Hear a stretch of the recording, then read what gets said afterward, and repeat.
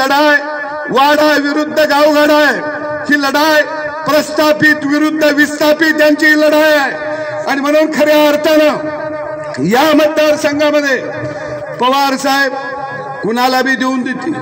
काय काय म्हणते ती, साहेबांचं वय 84 आणि सभा आता 84 घेणार आहे। आता साहेबाला काय काम आहे?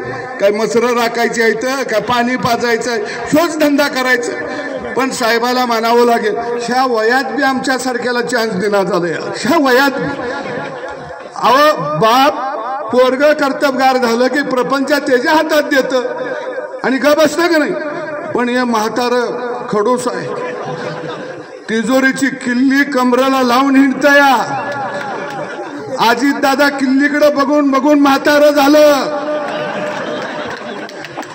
अजित दादाच्या लक्षात आलं हे म्हातारं किल्ली देत कमराची काढत नाही, म्हणून दादा आता किल्लीला लोंबकाळत म्हणताय किल्ली तोडल्याशिवाय थांबणार नाही, कारण आता हे भात झालं।